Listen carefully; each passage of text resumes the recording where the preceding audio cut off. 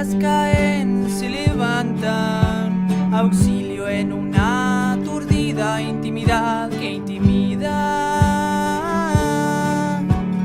Al amanecer digo, hay que sacar la poesía a la calle, la poesía a la calle. Poetas riman, rimo a veces, brazadas de sigilos que vienen de adentro. Hay que sacar la poesía a la calle, la poesía a la calle, la poesía a la calle.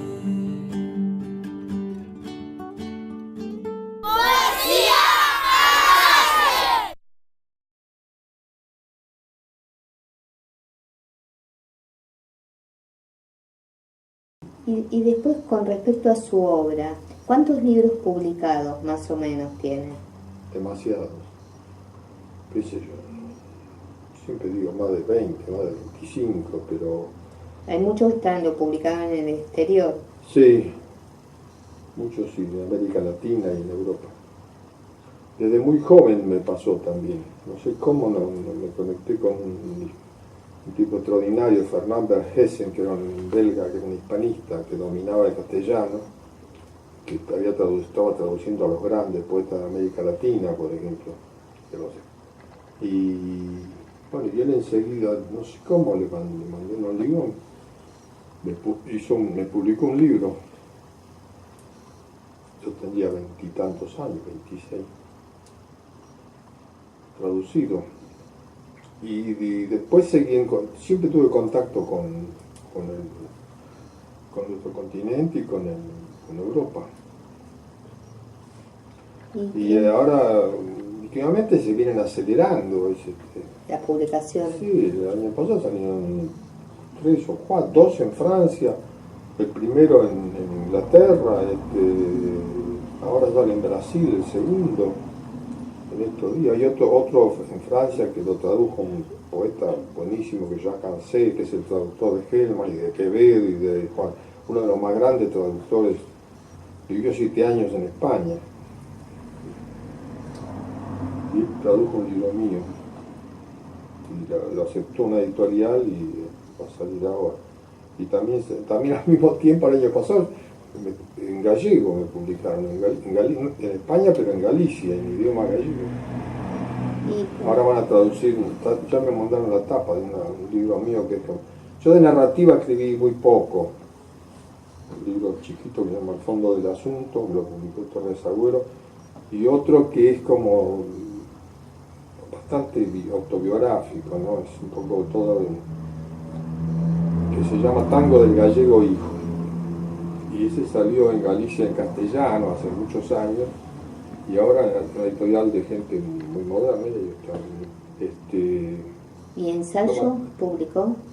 Sí, pero no son ensayos, porque al mismo tiempo, por ejemplo, a los 20 y tantos años voy al taller de un pintor galaico uruguayo, un tipo macanudo, Leopoldo Novo, que era amigo mío.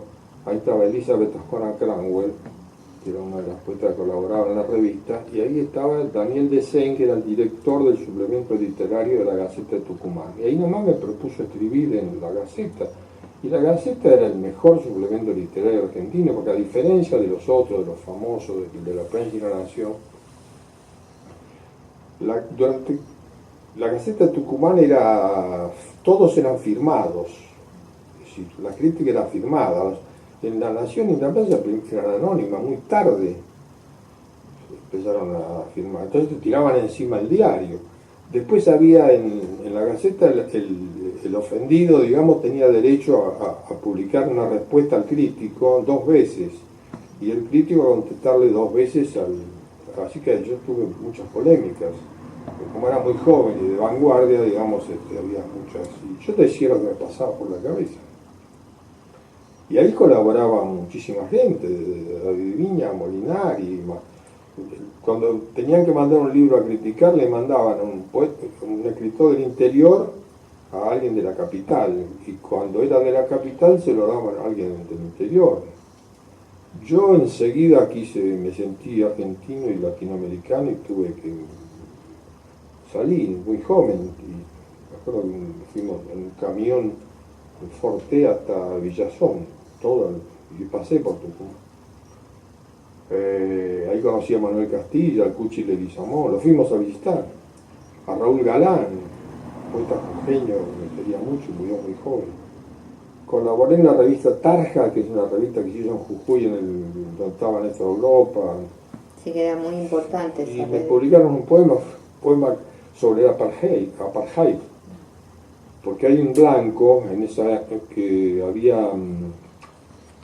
le había disparado y hecho un atentado con un arma contra Bert Boer, que era el primer ministro de Sudáfrica, que era uno de los creadores del apartheid. Y ahí me salió un poema llamado David Platt, que es el nombre del tipo este. Y se lo mandé ahí y lo sacaron enseguida. Así que, en la revista Tarja. Sí, en la revista Tarja, que es una revista ya es mitológica. Sí. Y como esas cosas me pasaron muchos. Y con respecto a... Para la cantidad de libros, en realidad yo creo que, como te dije antes, René Char dijo que con suerte de un poeta queda una línea, es decir, que la cantidad no tiene nada que ver. Rambaud no publicó casi ningún libro. A veces basta uno. Eso, pero ¿es importante el hecho de publicar? No sé, importante entre comillas, para mí no me interesa. Si puede ser por importancia, no, es qué sé yo, en la época aquella, el primer librito provocaba cosas, es decir, había repercusiones, había gente a favor, gente en contra, había una vida cultural, la vida cultural era toda esa vida de polémica, de apasionarse por una cosa, de discutir, de crear, y eso llegó hasta un gran creyendo en el cual se incluía otros cambios culturales. Había teatro independiente, que era una cosa de una vitalidad extraordinaria, había montones de revistas, de editoriales pequeñas. Empezamos a hacer el nuevo cine argentino, yo llegué a hacer varios guiones para varios cortometrajes y después vamos a hacer el primer largo con 3 cuentos de Quiroga, que uno era con Urondo, un director y un poeta, que yo le quería poner Tierra Roja a la película, y bueno, y ahí aparece Onganía, y lo de Onganía fue terrible, fue como la guillotina cultural, yo creo que la última dictadura fue terrible, pero lo de Onganía fue porque había una enorme vitalidad. Cuando la mujer cambia, es porque hay un cambio muy profundo en las sociedades. Y eso que pasaba con Claudia, por ejemplo, era un cinto, para nosotros eran Maribel, Estampa, Para Ti, había nada más que labores, cocina, los nenes y nada más, y moda y 4 pavadas. Y nosotros hacíamos de todo, imagínate, salía Macedonia, Claudia, sí, salía Juan Alberti, qué sé yo, y de repente, sí. Bueno, y ahí se terminaron muchas cosas. La universidad, porque toda la etapa de la universidad reformista es ahí entre el 50 y tantos y el golpe de Onganía, la noche de los bastones largos.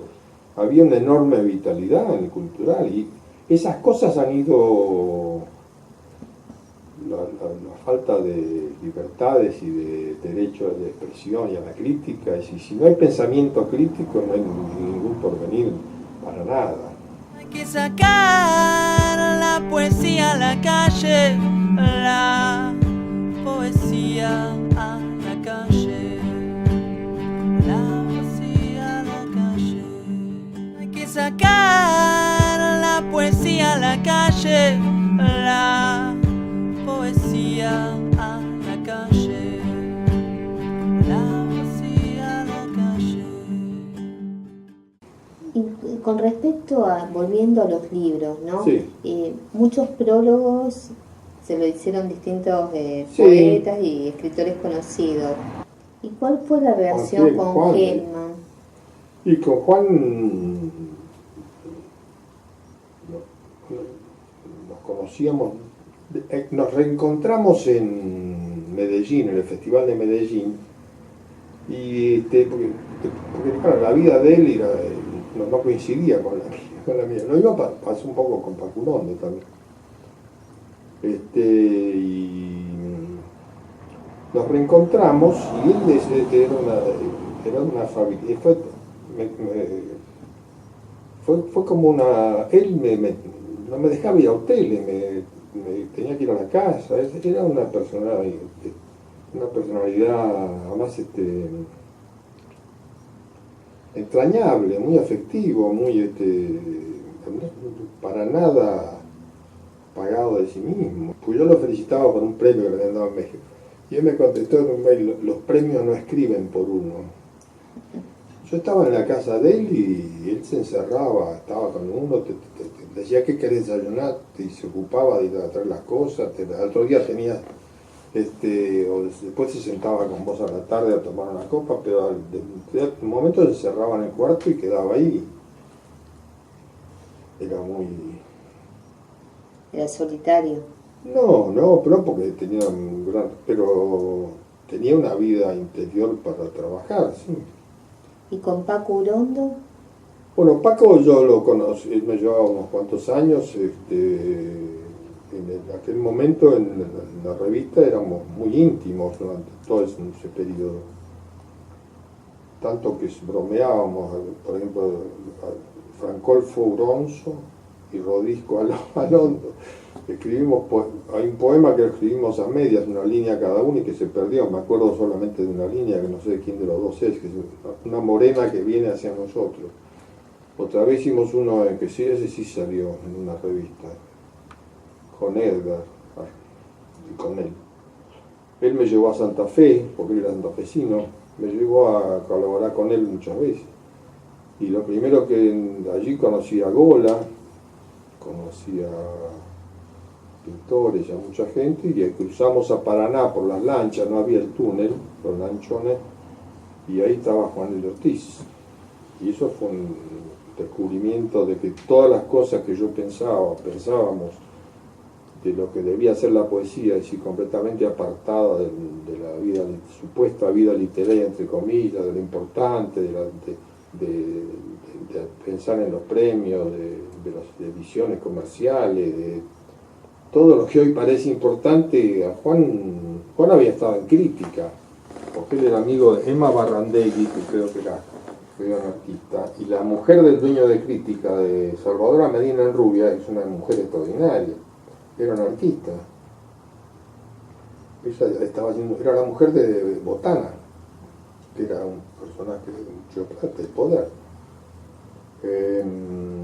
Salvadora quería sacar de la cárcel de Ushuaia a Simón Radovici, que era un muchacho ruso que es el que le pone la bomba a Falcón, que era un jefe de policía que todos los 1 de mayo salía a matar gente, porque los otros salían a hacer el 1 de mayo un día de lucha, es un día de duelo, como el Día de la Mujer. El Día de la Mujer no es un día de fiesta, son 2 días de duelo. El 1 de mayo ahorcan a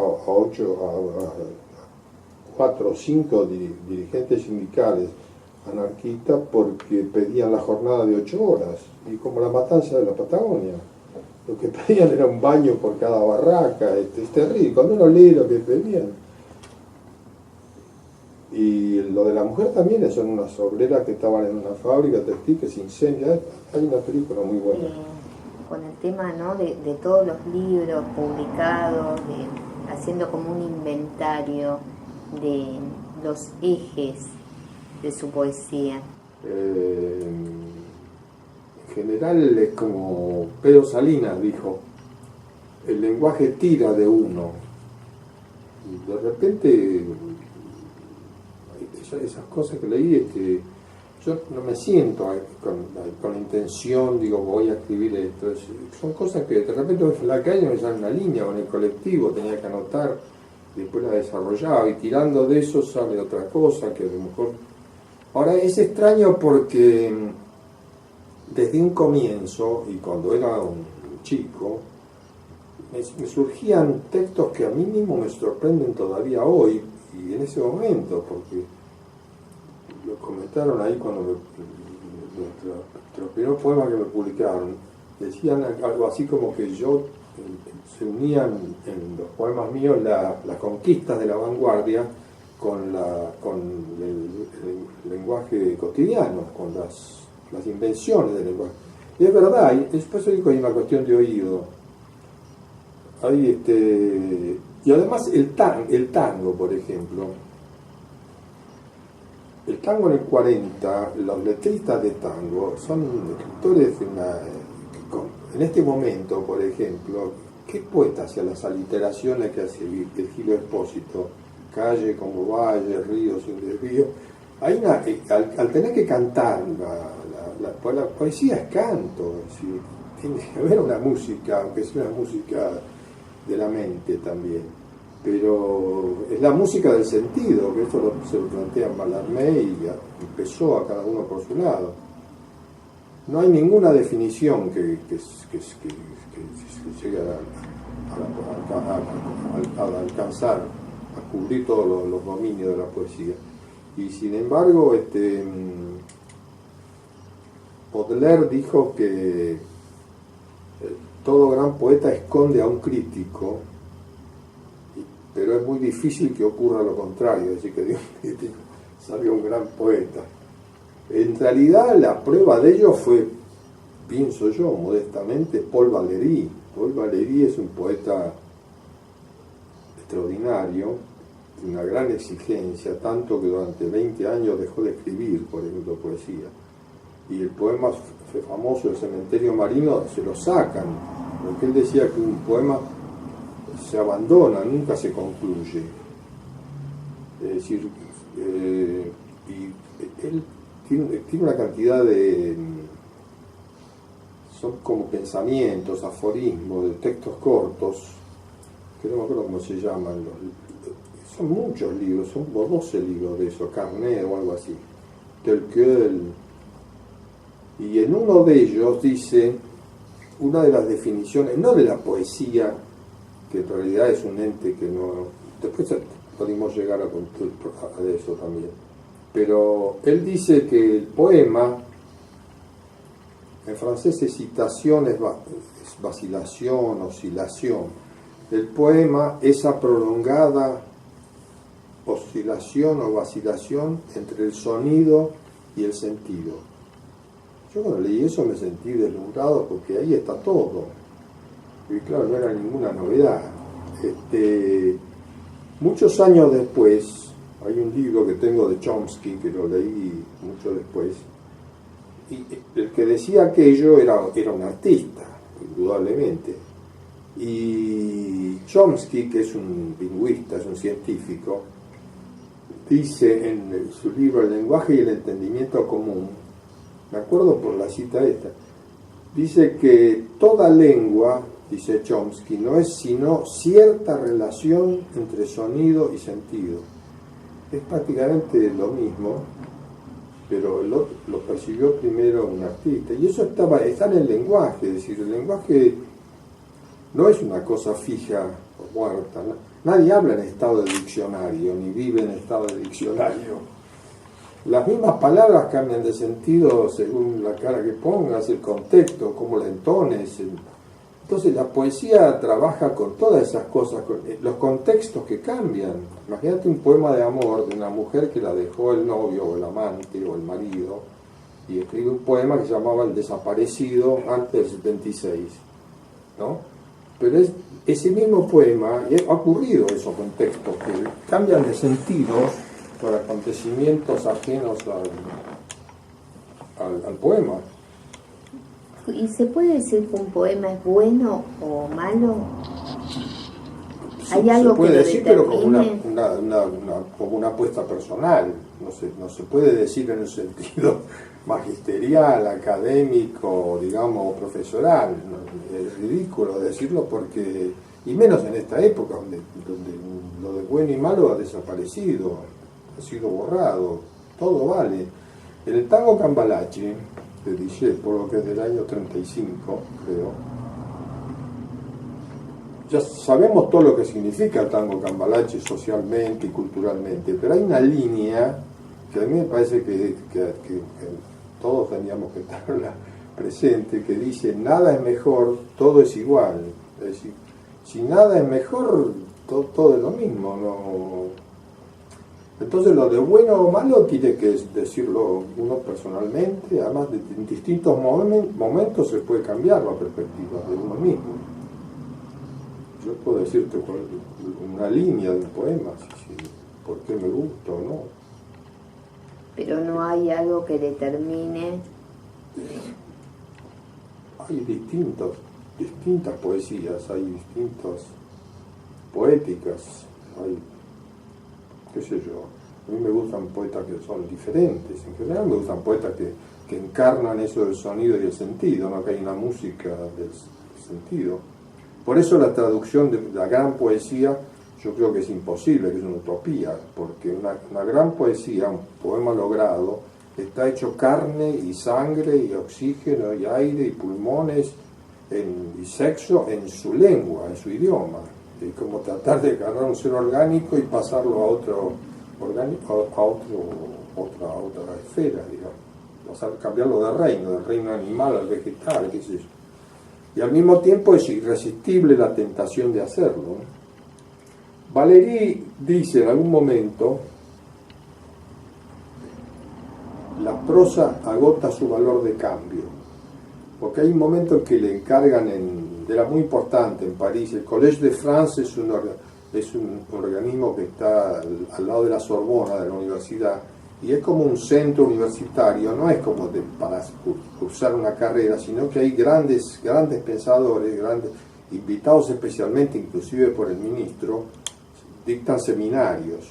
Entonces a él lo llaman, a Valéry, era una cosa muy honrosa ser designado, le encargan un curso de poética a Paul Valéry en el Collège de France, al lado de la Sorbona, y él da una clase, y es una cosa tan...